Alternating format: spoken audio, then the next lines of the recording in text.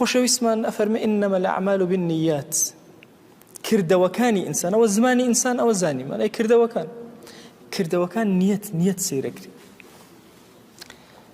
مەبینە کەسێک کە سوژدەی برد بۆ بتێک سوژدەی برد بۆ کەسێ سوژدەی برد بۆ قەبرێ هەر شتێک یەکسەر بڵێ ئەوە کافرە یا مشریکە بوەستە ئەم کەلیماتانە زۆر قورسە تعمیم ناکرێ بەسەر خەڵکە جارێک لەگە کۆمەڵی دۆستە تۆ ئومەتی ئیسلامی ڕۆژێک لە ڕۆژان ئەبێ سۆفی و سەلەفی یەک بگرێتەوە تی بەخوای ئێمە لەگەڵ مشریکە یەک ناگرینەوە وتم بەڕەئی تۆ مشریک مەرج نییە لە حەقیقەتە مشریک ئەگەر ڕەئی ئەهلی عیلم چکە پێویستی بە تەبیین هەیە ڕۆشنکردنەوە هەیە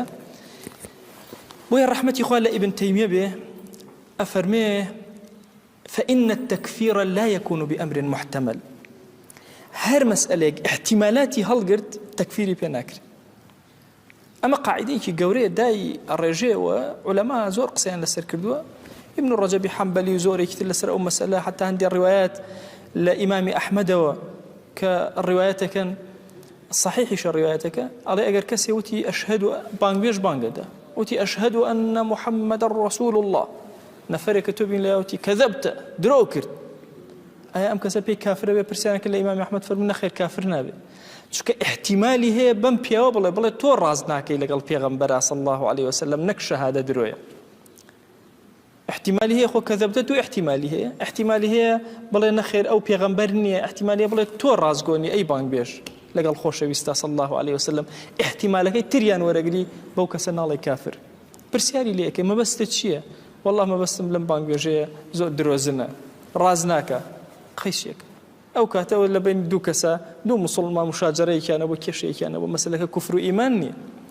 هەتا وەکو احتیمالێک هەبێ لە تەکفیر نەکردنی خەڵکە سەیری احتیمالەکە ئەکرێ تەکفیر ناکرێ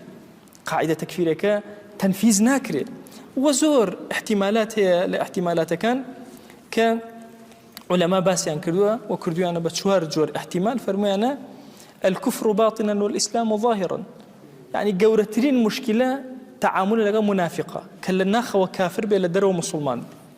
يعني تۆ بیرکەنەوە خۆشەویستمان صلی الله عليه وسلم چ سەبرێکی هەبووە لەگەڵ کافرە والله سرت سڕ ئەمێنێ يعني وەرە تۆ بچی بۆ جەنگ و جیهاد لە پێناوی خوایە مانوو بن مشرکین منافقین بڵێن چی ليخرجن الأعز منها الأذل بەخوا ئێمەی عەزیز زەلیلەکان ئەکەینە دەرەوە لەناو مەدینە دێ خۆشەویستمان هیچی لێ نەکردن نەیکوشت تەکفیریشی نەکرد هێشتر نییە لەگەڵ ئەمە تۆرە یعنی سەرۆکی منافقین ئەم هەموو هەڵەکە لە دوایە داوای عەباکەی خۆشەویست ئەکا صلی الله عليه وسلم عەباکەی خۆی ئەداتێ بۆی پێوە بنێژت یعنی ئەگەر خوا جەل جەلالەهو نەهی نەکردایە لە خۆشەویست نوێژیشی لەسەر ئەکرد بۆی سکوونەت بێ بووی چونکە هەدەفەکەی ئێمە هێنانی خەڵکە بۆ ئیمان نەک دەرکردنە بۆ ئیمان لە ئیمان